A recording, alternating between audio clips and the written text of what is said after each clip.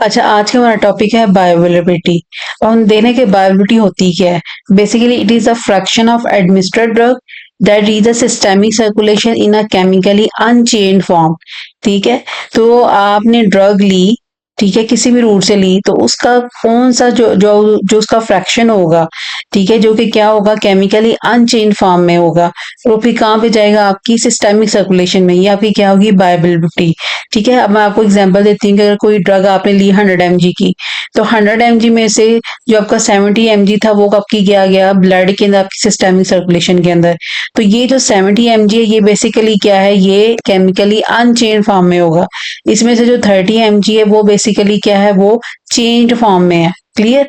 तो it means कि जो भी आपने, जिस रूट से भी आपने ड्रग ली, चाहे आपने ओरल रूट से ली या आपने आईवी रूट से ली, तो उसमें जो फ्रैक्शन आपका वो वाला जो कि अनचेंज फॉर्म में होगा, उसे आप कहेंगे वो क्या है, बायोअवेलेबल है, और उसी की डिस्ट्रीब्यूशन होगी और उसी की क्या होगी, मेटाबॉलिज्म और एक्सक्रीशन होगी बॉडी से। अच्छा, इसी तरह इसमें एक और इम्पोर्टेंट पॉइंट है कि हमेशा आईवी के केस में आपके पास 100% बायोअवेलेबिलिटी होगी, क्योंकि इसमें डायरेक्टली सारी की सारी जो है वो ड्रग ब्लड में आ जाती है। लेकिन ओरल के केस में कभी भी आपके पास 100% बायोअवेलेबिलिटी नहीं आती है, क्योंकि उसमें उसने जीआईटी से गुजरना है, वहां पर भी उसकी तोड़फोड़ होगी। इस वजह से ओरल के केस में आपको कभी भी 100% बायोअवेलेबिलिटी नहीं मिलती है। पे हम देख लेते हैं कि जो बायोबिलिटी आप इसे कैलकुलेट कैसे कर सकते हो। तो इसके फॉर्मूला क्या है कि एफ इज इक्वल टू, अच्छा, बायोबिलिटी को आप हमेशा एफ से डिनोट करते हैं। एफ का मतलब क्या है, फ्रैक्शन। क्योंकि देखिए इसमें आपके यूनिट्स क्या है, same. Amount of the drug reaching the systemic circulation, ये भी किस में होगी, एमजी में। एडमिनिस्टर्ड डोज, ये भी क्या आपके एमजी में। ठीक है। तो ये आपके यूनिट्स क्या आपके सेम है। ठीक है। तो जब सेम यूनिट है तो एक तो उनका कोई जो है एंड पे आपके पास, क्योंकि सेम इन पे कंसंट्रेशन की यूनिट जो है वो सेम आ रहे हैं, तो इसी वजह से बायोबिलिटी का ऐसा कोई अपना यूनिट नहीं होता है। क्लियर। और इसको आप हमेशा एफ से डिनोट करते हैं, या आप इसको परसेंटेज की फॉर्म में डिनोट करेंगे। अब इस चीज को समझने के लिए हम एक सिनेरियो देख लेते हैं कि हम बायोबिलिटी जो है उसको कैसे कैलकुलेट कर सकते हैं। तो इसमें देखिए ऊपर की तरफ आपके पास क्या है, वो वाला फ्रैक्शन है जो कि क्या होगा, जो सिस्टेमिक सर्कुलेशन में जाएगा, जो कि क्या होगा, अनचेंज फॉर्म में होगा। और नीचे देखें आपका क्या है, जो कि आपने डोज एडमिनिस्टर की होगी। अब इसको समझने के लिए हम एक न्यूमेरिकल देख लेते हैं। अभी देखिए हमारे पास एक सिनेरियो है जिसमें क्या है कि जो एक पेशेंट है, उसको आपने कौन सी ड्रग दी, ड्रग बी, और उसकी अमाउंट कितनी थी, उसकी डोज कितनी थी, आपके पास 200 mg।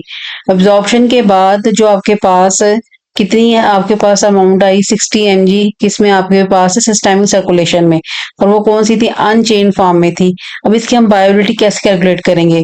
तो पहले हमने बात की थी कि हम जो ऊपर की तरफ है, ऊपर हमारा कौन सा हम अमाउंट रखेंगे जो कि हमारी सिस्टेमिक सर्कुलेशन में गई। ठीक है। वो हमारी क्या थी, 60 mg। ठीक है। एडमिनिस्ट्रेड डोज हमारी कितनी थी, 200 mg। तो 60 डिवाइडेड बाय 200 हमारे पास क्या आ गई, 0.3। तो हमने आपसे ही कहा कि जो बायोबिलिटी है इसको आप किस में कैलकुलेट करते हैं, परसेंटेज में। तो आप इसे मल्टीप्लाई करेंगे 100 के साथ, तो आपके पास कितनी आ गई, 30%। ठीक है। इट मीन्स कि जो 200 mg है, जिसमें हमने बात की कि 60 mg जो है वो सिस्टेमिक सर्कुलेशन में गई थी, तो ओवर अगर हम इसकी बायोबिलिटी देखें, कैलकुलेट करें, तो हमारे पास कितनी आ गई, 30% आ गई। क्लियर। नेक्स्ट आ जाता है कि इंटरप्रिटेशन ऑफ बायोबिलिटी, क्या आप उसको इंटरप्रेट कैसे कर सकते हैं।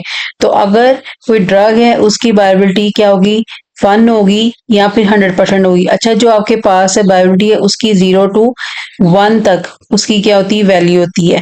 तो इसका मतलब अगर 1 है तो इसका मतलब क्या है, 100% है। 0 है तो इसका मतलब क्या है, नो बायोबिलिटी। ठीक है।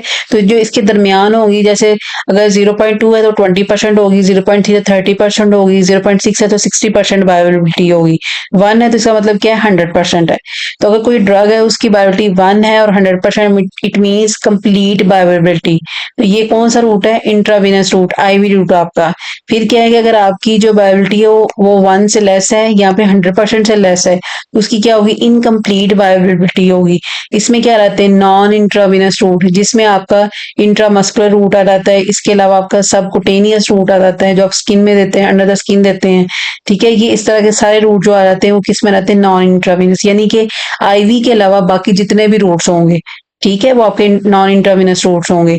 इसी तरह अगर कोई ड्रग है, उसकी 0% बायोबिलिटी है या 0 है, तो इसका मतलब उसकी नो बायोबिलिटी है। क्लियर। अब हम देख लेते हैं कि कौन कौन से फैक्टर्स हैं जो कि आपकी ड्रग की बायोबिलिटी को इफेक्ट करते हैं। तो इसमें ये सारे फैक्टर्स वही हैं जो हमने ड्रग एब्जॉर्प्शन में डिस्कस किए थे। ठीक है, वही सारे फैक्टर्स जो हैं वो आपकी ड्रग की बायोबिलिटी को भी इफेक्ट करते हैं। ठीक है, तो अगर आपको याद हो तो हमने फिजिको केमिकल प्रॉपर्टीज में एक पॉइंट पढ़ा था जिसमें हमने ये डिस्कस किया था कि जो ड्रग की बायोबिलिटी है वो क्या होती है, इफेक्ट होती है। तो उसमें मैंने आपसे कहा था कि जब हम बायोबिलिटी डिस्कस करेंगे तब आपको इसकी ठीक वे में समझ आएगी। इसमें क्या था, डिसइंटीग्रेशन टाइम। ठीक है, तो वो क्या कर रहा था, आपकी बायोबिलिटी को इफेक्ट करता है। तो होपफुली वो आपको समझ आ गई होगी कि अगर कोई जो ड्रग है वो प्रॉपरली जो है वो डिसइंटीग्रेट नहीं और उसके पार्टिकल की फॉर्म में वो नहीं कन्वर्ट हो, इट मीन वो डिसॉल्व भी नहीं होगी। ठीक है, जब डिसॉल्व नहीं होगी तो उसकी क्या होगी, बायो एब्जॉर्प्शन, उसकी एब्जॉर्प्शन कम होगी। एब्जॉर्प्शन कम होने से उसकी क्या होगी, बायोबिलिटी इफेक्ट होगी। ठीक है, तो अच्छा, इसमें जो बायोबिलिटी में जितने भी पॉइंट्स हमने डिस्कस एब्जॉर्प्शन में किए हैं वो सारे पॉइंट जो हैं वो आपकी बायोबिलिटी में होंगे। तो इसके लिए आप जो वीडियोस जिसमें हमने एब्जॉर्प्शन की सारे फैक्टर डिस्कस किए तो उसको देख सकते हैं, तो वो आपको क्लियर हो जाएगा। सिर्फ इसमें एक हमारे पास न्यू फैक्टर जो है वो ऐड होता है, वो क्या है, फर्स्ट पास इफेक्ट। ठीक है, ये भी आपकी बायोबिलिटी को इफेक्ट करता है, उसमें इसकी मेजर कंट्रीब्यूशन है। तो इसको हम नेक्स्ट वीडियो में डिस्कस करते हैं कि फर्स्ट पास इफेक्ट क्या होता है।